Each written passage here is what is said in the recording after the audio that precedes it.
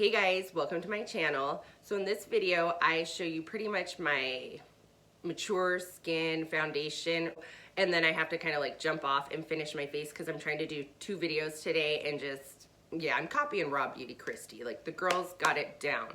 So if you want to see how I got this look or even my nice skin base, keep watching this video for the skin base.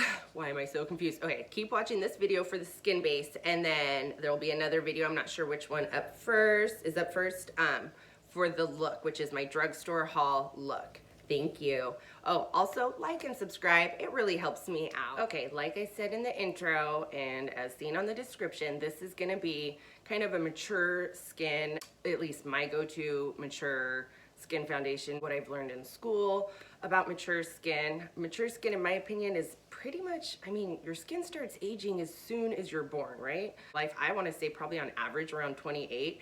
I think it's always pretty good to start using anti-aging products like after 25. So that's just my opinion. Let's get into it. I have my little palette here. This is where I mix. You don't have to mix your foundation if you have a color that you're going for, but I'm always in various stages of my fake tan, so I have 2 foundations that I pretty much stick to. And it's gonna be affordable, which is awesome. So I have my L'Oreal Infallible Pro Glow. So I have 206 and 203 that I'm mixing today. I'm gonna shake them up. You can use whatever foundation you like. I kind of stick to the same foundation because I break out so much when trying other foundations, commonly matte foundations, which I don't even prefer, so like whatever, but I do tend to break out if I use any other foundation for, let's say, like a week, and that really sucks. So I stick to this. This is what works for me, but a glowy, more dewy or skin-like foundation is gonna make you look more youthful. Matte just enhances your fine lines, your texture. It ages you if you do have any of those things. So obviously I already have my brows on. I prep my skin. That is really important to how your makeup's gonna look. It's the single most important step in your makeup routine. I think great skin is better than a flawless eye, flawless brows, any of that. It's like the single most important thing. One of the things that I love and is a must-have that I use every day is this, I don't know if it's REN or Ren. God, I look crappy. Sorry, I just woke up. This really helps, like when I do break out, this clears up my breakouts. Like I even have my husband using this because he started going to the gym and he wears a hard hat and he was breaking out, and it's helped clear his breakouts. I think it's like 30 bucks, so not that bad for a pretty big bottle, 250 mils. This stuff is 100% staying in my care routine probably the rest of my life. I don't know, it's amazing.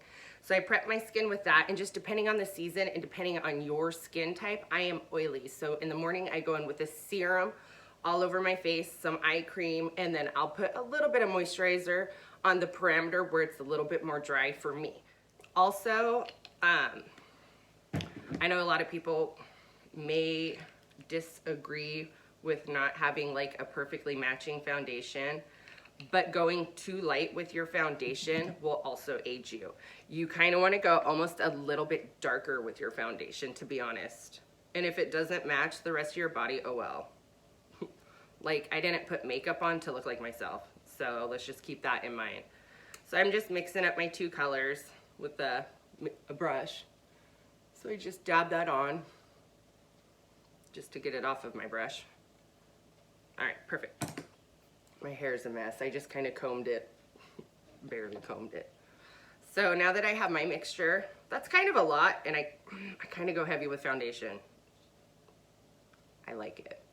So I just kind of start patting it in. This is a Morphe brush, Morphe M439.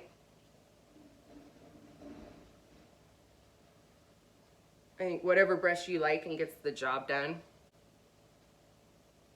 I am normally a brows after foundation girl, so this is like a struggle for me. You really want to get it into your hairline. Like, you can kind of wipe up the makeup out of your hair if you want to, but this kind of helps make it less like clockable for like, oh, that color doesn't perfectly match.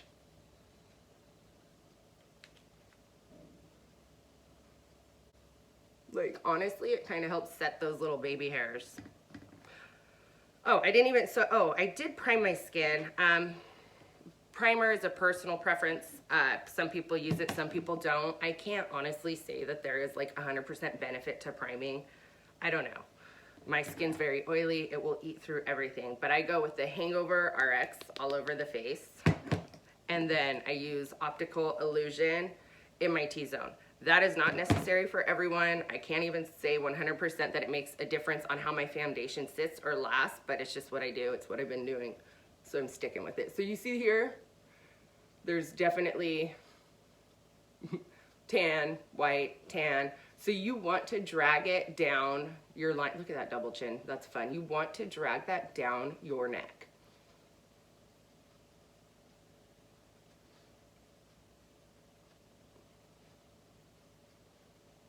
I always say as far as the eye can see. So if you're wearing like a lower cut shirt, drag it on down. And I usually do to about here because I'm pretty pink. Sorry, I'm looking at myself just because I'm kind of looking, which is how I do my makeup. I look up close, but I also look far away because like people usually aren't that close in your face. So do it however you want, really, but.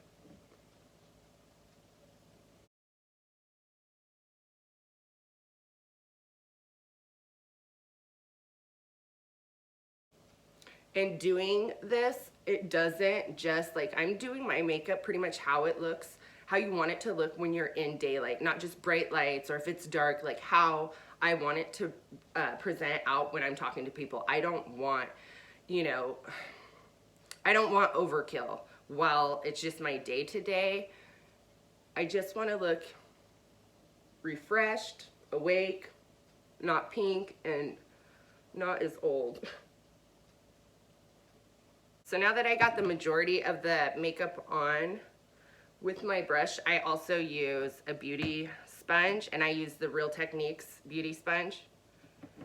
It's the favorite one I have out of the ones I've tried. I haven't tried Beauty Blender just because it's $20. I don't know. If it was something that, like, you know, you get a brush and you can pretty much keep that brush for however long, you know, if you could take good care of it. But sponges have to be replaced. They get tears, whatever, you're getting them wet. They're just, I would hate to see like what bacteria is in this. Like if you took your sponge to a lab, I don't know if any of us would use it.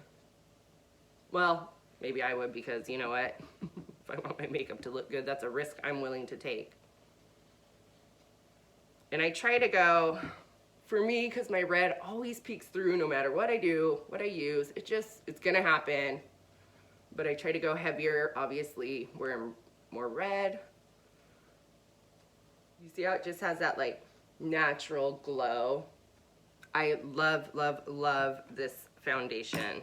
It's my favorite. It's been my favorite probably for 2 years, probably since I first tried it when it came out, which I want to say is like maybe close to 2 years ago. It is just my favorite. So for concealer, now concealer is like the hard part because you do not want this like caking up on you. Some days are better than others for me, but this is just what I'm doing for right now. So I take a little bit of my ColourPop concealer, which is medium 24. I like this one because it's a little peachy, and I mix it with my HD NYX 03, which is also a little peachy, and that just kind of helps color correct the blue tones under my eyes. So that's my move. So I take a little bit of that just because this isn't completely dry, like it's no Shape Tape. I don't use Shape Tape. It's too dry for me. It just doesn't work for me. And I want youthful skin. I don't want dried out skin, so. Then I go in with some of this, just kind of add it in.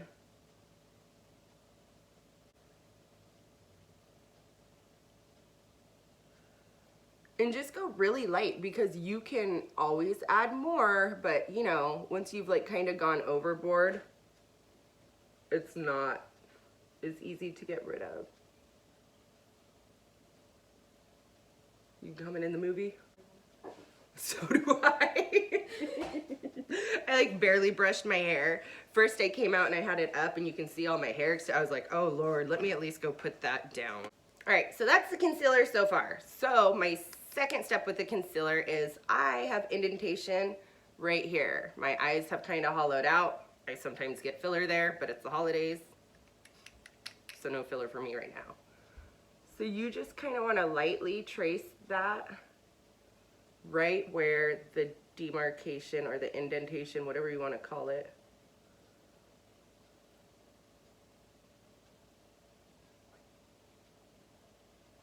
That's a trick that this girl in my school, she was one of the instructors. She actually taught me that. Just to go right along the line. Sorry, I have a booby trap. So some days I'll let that kind of sit for a little bit, but for the sake of the video, we're just moving on. And I just lightly pounce that.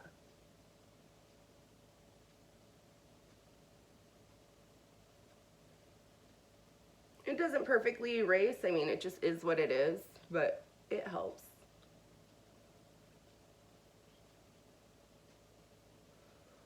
Also, not like highlighting your under eyes if it is a problem area for you like it is myself. Like highlighting that is highlighting your fine lines, your texture. I mean, just keep that in mind.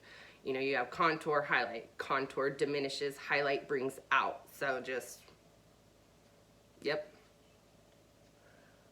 So, and I'm not gonna bake per se, but I am gonna use my sponge to apply my powder. And I am using the RCMA powder. I love this stuff. It comes in like a seasoning container, but I just dump it into one of my old powders, which is the Pretty Vulgar powder, which I also really like, but I just have it in an old container so it's easier for me to use. So go on in over those wrinkles and just, so I will take my sponge, I will dip my sponge in. You can bat it out just so that it's not too cakey. And I don't start right under my eye. I start right here where like the side of my nose is pretty smooth, and then go at it. And I cake it on my nose. And I cake it on my nose because I am oily. And then I'm kind of getting those. I need to make an appointment with Debbie. She does my Botox. Okay, now that I kind of packed that on, I take a bigger brush right here. And this is, I think, a Morphe brush too. I think I ended up buying somebody's Morphe kit when I was in school with all their brushes. Waste of money. Did not need that, but whatever. Some of the brushes I liked, some I didn't. I'd rather customize for the most part.